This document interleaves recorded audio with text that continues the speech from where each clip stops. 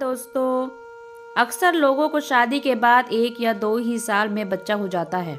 लेकिन मेरी शादी को 7 साल हो गए थे और मुझे अभी तक बच्चे की खुशी नहीं मिली थी।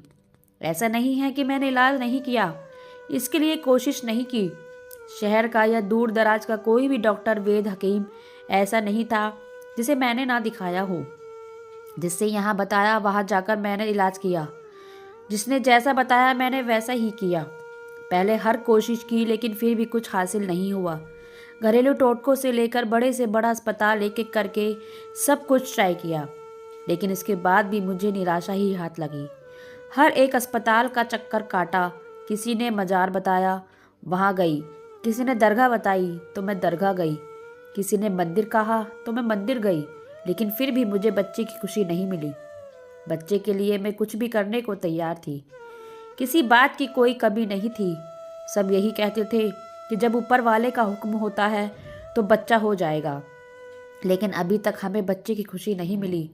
मेरे घर में सास ससुर कोई भी नहीं था। मेरा बस एक पति था और एक छोटा देवर था। देवर भी अपनी पढ़ाई पूरी करने के लिए बाहर शहर में रहता था और कभी कभी वो घर पर आता था। इसलिए ससुराल में तो मुझे ताने नहीं सुनने को मिलते थे। लेकिन फिर भी बच्चा तो सबको ही चाहिए होता है, क्योंकि दुनिया में बांझ औरतों को अच्छा नहीं समझा जाता। और इसी बात का अंदाज़ा मुझे गुजरे 7 सालों में बहुत अच्छे से हो गया था।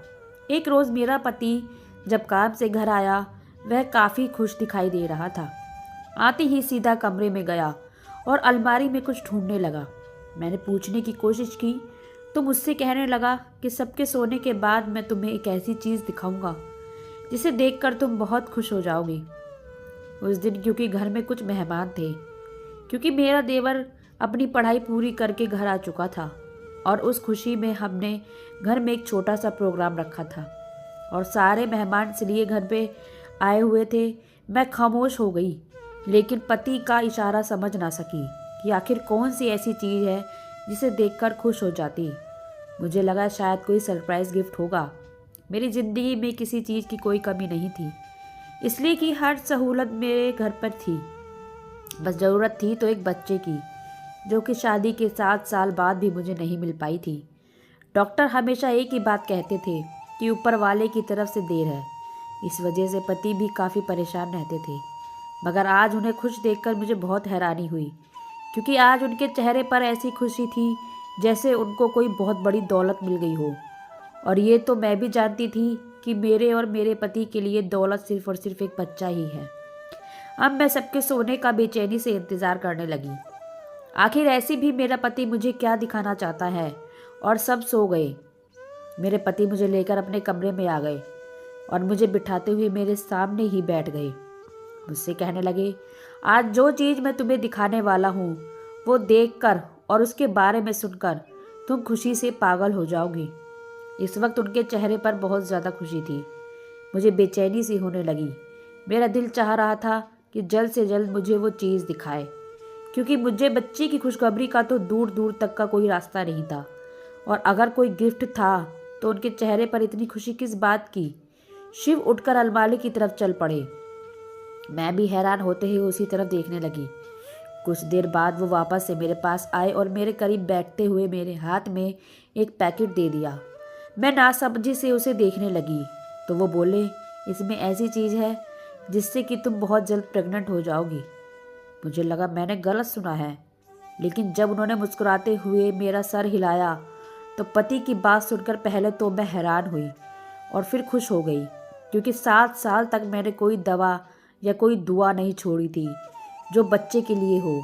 ऐसी कोई दवाई नहीं थी जो मैंने नहीं खाई हो।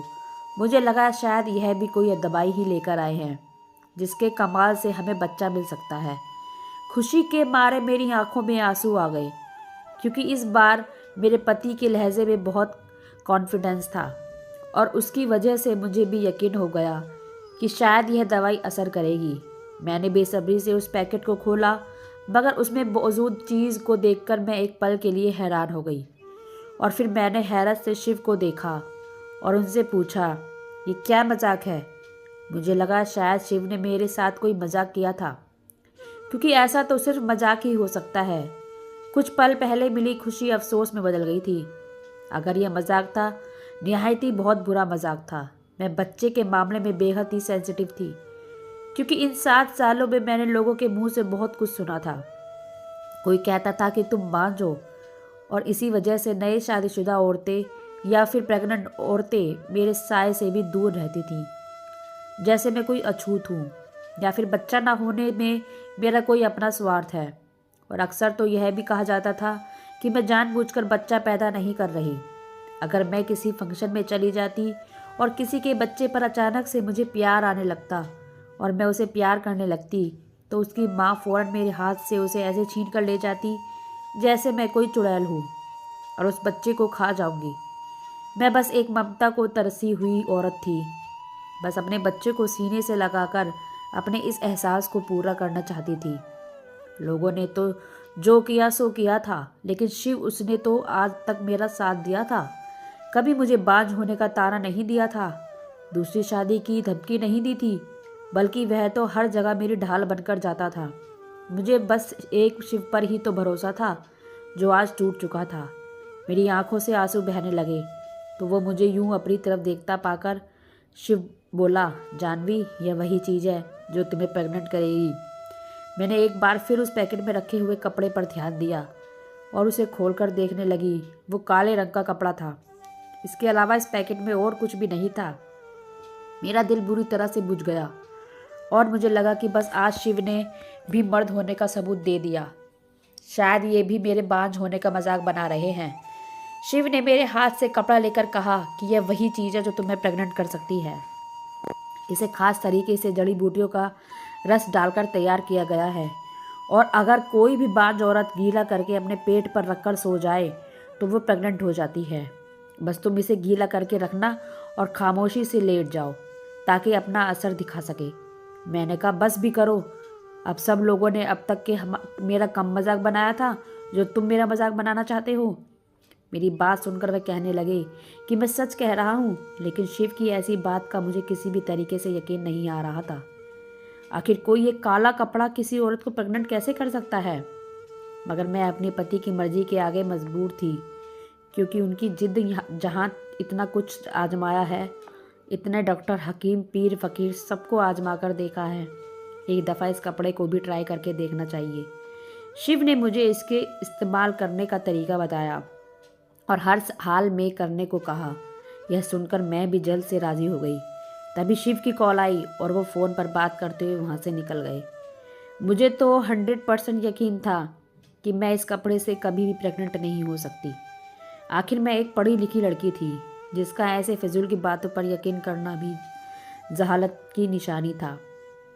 मगर पति को नाराज़ नहीं करना चाहती थी, क्योंकि वही तो एक थे जो मेरे हर सुख दुख के साथी थे। वो नाराज़ हो जाते तो शायद इस दुनिया में मेरा जिंदा रहना भी मुश्किल हो जाता। इसलिए मैंने कपड़ा गीला किया और अपने पेट पर रखकर लेट गई। पहले तो मुझे ऐसा लगा ये कपड़ा मेरे अंदर धंसा जा रहा है, तो खौफ के मारे मुझे अजीब सा लगने लगा। कहीं सचमुच में इस कपड़े में कुछ खास नहीं, लेकिन मुझे लगा कि मैं कुछ ज़्यादा ही सोच रही हूँ। यह सिर्फ एक कपड़ा ही तो है। लेकिन जल्द ही मेरा पूरा जिस्म पसीने से भीग गया। मुझे नींद आ रही थी और ना जाने कब मेरी आंख लग गई और मैं सो गई। सुबह जब आँख खुली तो मेरे पेट पर कपड़ा मौजूद नहीं था। मेरे पूरे जिस्म में अजीब सा दर्द हो रहा था। मेरा पूरा शरीर काँप रहा था।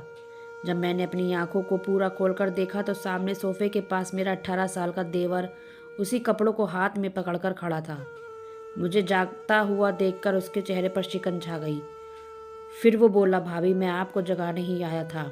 भाई तो कब को ऑफिस जा चुके हैं, बाकी घर में जो मेहमान हैं वो भी उठ कर चुके हैं और आपका सब लोग इंतजार कर रहे हैं। वह घबराया हुआ लग रहा था कि इससे पहले देवर कभी भी ऐसे मेरे कमरे में नहीं आया था। मैंने देवर की बात सुनी और फिर भारी कदमों से बाहर उठकर चली गई। मुझे अजीब सी बेचैनी ने जकड़ लिया था। किसी काम में दिल नहीं लग रहा था, बस हर वक्त सर भारी सा रहता। 2 दिन ही गुजरे थे कि मेरी तबीयत खराब होने लगी और फिर शाम को शिव घर आए तो उनके साथ मैं डॉक्टर के पास चली गई। डॉक्टर ने मुझे एडमिट कर लिया। रात को मुझे नींद की दवाइयों की वजह से नींद में रखा गया। मेरे बहुत सारे टेस्ट कराए गए। हालांकि मैं कोई ऐसी बीमार नहीं थी कि मुझे एडमिट करना पड़े। मुझे हैरानी तब हुई जब अगले रोज़ मेरी रिपोर्ट देखकर डॉक्टर ने मुस्कुराते हुए कहा, ऐसी हालत में ये सब कुछ नॉर्मल है। आप माँ बनने वाली हैं। मुझे लगा शायद मैंने गलत सुना है। एक कपड़े में ऐसा कौन सा जादू था कि मैं 2 दिन में ही प्रेग्नेंट हो गई। और यह सुनकर मैं बहुत खुश थी, मगर मुझे यकीन नहीं आ रहा था कि आखिर ये हुआ कैसे। शायद ये कोई ख्वाब है, क्योंकि जिस खबर को सुनने का इंतजार मैं पिछले 7 साल से कर रही थी, वो खुशी हमें ऐसे मिलेगी, यह तो मुझे मालूम ही नहीं था। और इससे भी ज़्यादा हैरान करने वाली बात तो यह थी कि इन दिनों मेरे पति ने मुझे छुआ तक नहीं था, तो फिर मैं प्रेग्नेंट कैसे हुई।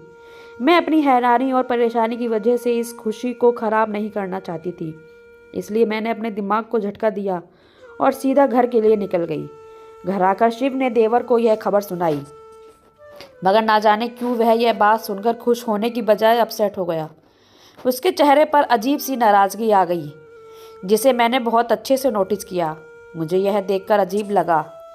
मैंने सोचा कि आज तक वो घर का बच्चा बना रहा है और उसको बहुत अहमियत दी जाती थी। एक नए बच्चे के आने की खबर शायद उसके लिए खुशी की खबर नहीं थी। वह सोच रहा होगा शायद उसकी अहमियत कम हो जाएगी। दिन यूं ही गुजरते रहे। इन दिनों शिव भी मेरा बहुत ख्याल रखते थे और वो सब कुछ भूलकर इस खुशी को दिल से महसूस कर रहे थे। मैं भी उनका साथ दे रही थी। धीरे धीरे मुझे कहीं से अफवाह सुनने को मिली, जिसे जानकर मैं थोड़ी हैरानी भी हुई कि ऐसे कपड़े से सिर्फ मैं ही नहीं बल्कि अब तक 50 औरतें प्रेग्नेंट हो चुकी थी, जिनमें एक मैं भी शामिल थी। हमारे इलाके में एक दुकान बेहद मशहूर हो चुकी थी, जहाँ से ऐसा लाल कपड़ा मिला करता था जिनसे औरतें फ़ौरन प्रेग्नेंट हो जाया करती थी। इत्तेफाक से मेरा देवर उसी दुकान पर काम करता था जहाँ पर यह लाल कपड़ा बिकता था। मेरे मोहल्ले में जिस भी औरत को चाहिए होता तो मेरा देवर ही उन्हें लाकर देता था। एक रोज़ मेरा दिल चाहा कि मैं उससे पूछ लूँ आखिर वो लोग ऐसा ये क्या जादू करते हैं, इस कपड़े में औरतें फ़ौरन प्रेग्नेंट हो जाती हैं। मगर मैं जब से प्रेग्नेंट हुई थी मेरा देवर मुझसे बात करना भी पसंद नहीं करता था, और फिर वो तो खुद एक बच्चा था। उसे ऐसी बात करते हुए मुझे खुद शर्म आ रही थी। मुझे प्रेग्नेंट हुए 4 महीने हो गए थे। अचानक एक ऐसा हादसा पेश आया जिसमें मेरी रातों की नींद छीन ली। उस समय मैं किचन में थी कि मेरा पति हैरान परेशान घर आया और मेरे देवर को छिपाने लगा। वो घबराते हुए देवर को अलमारी में छुपा रहा था और साथ ही साथ कह रहा था कि कुछ भी हो जाए तुम बाहर मत आना। मैं वहाँ खड़ी लगातार वजह पूछ रही थी, मगर वो कुछ नहीं बता रहा था। तभी अचानक पुलिस हमारे घर आई और मेरे पति को पकड़कर अपने साथ ले गई। मैं वजह पूछती रही, उनके आगे हाथ जोड़ती रही, मगर किसी को हम पर रहम न आया। मेरे पति ने अपने आप को छुड़ाने की कोशिश नहीं की। पुलिस चली गई तो मैंने रोते हुए देवर को बाहर निकाला। मुझे उस पर शक हो रहा था। न जाने उसने ऐसा क्या किया था जिससे जब शिव ने अपने सर लेकर खुद को पुलिस के हवाले कर दिया था। मैंने रोते हुए देवर को थप्पड़ मारा और कहा कि आखिर तुमने ऐसा क्या किया है जो तुम्हारी वजह से मेरे मासूम पति को पुलिस ले गई। अभी तुम्हारी उम्र ही क्या है, इतनी सी उम्र में तुमने पुलिस को अपने पीछे लगा लिया। कुछ शर्म लिहाज है कि नहीं, या फिर सब बेच कर खा गए। देवर मुझे खूंखार नज़रों से देखने लगा और फिर गुस्से से बोला, जाकर अपने पति से ही पूछ लो कि मैंने क्या किया है, या फिर सब कुछ उन्होंने ही किया है। मैं तुम्हारे किसी सवाल का जवाब नहीं दे सकता, और मेरे मुंह मत लगना, अपने काम से काम रखो। उसका लहजा ऐसा कभी नहीं था, मानो मुझे मार ही डालेगा। उसने कभी मुझसे इस तरह से बात नहीं की थी। न जाने कौन सा गलत काम करने में लग गया था, जिस वजह से उसका लहजा और तमीज़ सारी ख़त्म हो गई थी। मुझ पर तो क़यामत टूट पड़ी थी। हर हाल में मैं अपने पति को वापस लाना चाहती थी। अगले दिन मुझे जो खबर सुनने को मिली उसे सुनकर तो मैं सांस लेना ही भूल गई। उस लाल कपड़े की दुकान पर काम करने वाले लोगों को पुलिस गिरफ्तार कर रही थी, क्योंकि वह दुकानदार कपड़े में बेहोशी की दवा मिलाता था। इस कपड़े को गीला करने से औरत बेहोश हो जाया करती थी। फिर उसके साथ ना जाने ऐसा क्या होता था कि वह कुछ ही दिनों में प्रेग्नेंट हो जाती थी। दिमाग सोच सोच कर भी फटने लगा था। मुझे मेरे देवर पर शक हुआ। शिव ने बताया कि दुकान पर सिर्फ 2 ही लोग काम करते थे, एक मालिक और दूसरा मेरा देवर। जिससे मैं मासूम बच्चा समझ रही थी, वह उन औरतों के साथ इससे आगे सोचकर ही मेरी रूह कांप गई थी। मैं ज़मीन पर बैठकर रोने लगी कि देवर ने अगर कुछ किया था तो पुलिस के शिव को क्यों लेकर गई। मुझे कुछ समझ नहीं आ रहा था कि किस तरह अपने पति को बेगुनाह साबित करूं।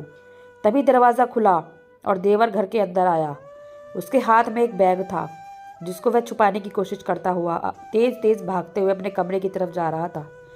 मैं समझ गई कि ज़रूर इसमें उसके खिलाफ कुछ ऐसा सब मौजूद होगा। अगर मैं हासिल कर लूँ तो मेरे पति बेगुनाह साबित हो जाएंगे। मैं उसके कमरे की खिड़की की तरफ गई और थोड़ी सी खिड़की खोलकर देखा तो मेरा देवर बैग अलमारी में छुपा रहा था। उसने अलमारी बंद कर दी और उसे लॉक करके चाबी एक दरार में रख दी। अब जैसे ही रात हुई और मेरा देवर गहरी नींद में सो गया, मैं उसके कमरे में आ गई। मैंने चुपके से वो बैग उसकी अलमारी से निकाला और उसके कमरे से बाहर आ गई। मैंने अपने कमरे में आकर दरवाज़ा बंद कर दिया। जब मैंने वो बैग खोला तो मेरे कदमों के नीचे से ज़मीन निकल गई। मुझे समझ नहीं आ रहा था कि मैं क्या करूं। इसमें बहुत सी टेस्ट ट्यूब रखी थी। मैं सुबह होते ही वह सारी टेस्ट ट्यूब एक लेबोरेटरी में लेकर गई। जब उसकी जांच पड़ताल कराई तो मेरे होश उड़ गए कि ऐसा भी हो सकता है। यह मैंने कभी सोचा तक नहीं था। लेकिन अपने शक को पुख्ता करने के लिए जब मैंने अपना और उन औरतों का टेस्ट करवाया तो रिपोर्ट सामने आई, और उस रिपोर्ट को देखने के बाद मैंने अपने बाल नोच लिए। मुझे मिलाकर तकरीबन 50 औरतों के अंदर मेरे देवर के बच्चे पल रहे थे, और वो जिसको मैं बच्चे समझ रही थी वो तो न जाने कब से यह काम सब कुछ कर रहा था। मोहल्ले की वो लेडी डॉक्टर जिसने मुझे एक रात के लिए हॉस्पिटल में रखा था, वह भी इस काम में शामिल थी, क्योंकि सब तो उसी के पास जाती थी, क्योंकि उस दुकान से कपड़े के साथ साथ उस डॉक्टर का भी कार्ड भी दिया जाता था। और यह सब मेरे देवर ने पुलिस को बताया, क्योंकि मैंने तो तमाम सबूत पुलिस के हवाले कर दिए ताकि मैं अपने पति को बेगुनाह साबित कर सकूं। मुझे अफसोस इस वक्त हुआ जब मुझे पता चला कि मेरा पति भी इस काम में मिला हुआ था। जब उस डॉक्टर को गिरफ्तार किया गया तो पता चला कि यह सब रायता उसी का फैलाया हुआ है। वह कोई डॉक्टर नहीं बल्कि एक साइंटिस्ट है, और उसने ही मेरे देवर पर पहले एक्सपेरिमेंट किया, और कामयाबी के बाद ही उसने यह प्लान बनाया था, क्योंकि ज़्यादातर औरतें ही वह कपड़ा लाखों का खरीदती थी और उनकी मजबूरी का यह सब लोग फ़ायदा उठाते थे और आमदनी आधी आधी कर ली जाती थी। इनका तरीका यह था कि औरतों को कपड़े से बेहोश किया जाता था और ऐसी दवा उन्हें सुबहाया जाता जिससे उन्हें चक्कर आ जाते, तबीयत खराब होने लगती। ऐसी तमाम दवाएं उस कपड़े पर लगाई जाती थी, और जब वो लेडी डॉक्टर के पास जाते तो वो एक रात में हॉस्पिटल में एडमिट करके टेस्ट ट्यूब बेबी का काम करती, और अगली सुबह ही रिपोर्ट में वही दिखा देती कि आप प्रेग्नेंट हो चुकी हैं। हम बेवकूफ़ बच्चों को तरसी हुई औरतें इस कपड़े को करामाती कपड़ा समझ बैठी थी और खुद को बर्बाद कर लिया करती थी। और मुझे खुद पर भी गुस्सा आ रहा था कि इतनी पढ़ी लिखी होने के बावजूद मैं कैसे इन सब के झांसे में आ गई थी। लेकिन सच कहते हैं, जान और बच्चा दोनों का मामला सिर्फ ऊपर वाले के हाथ में है।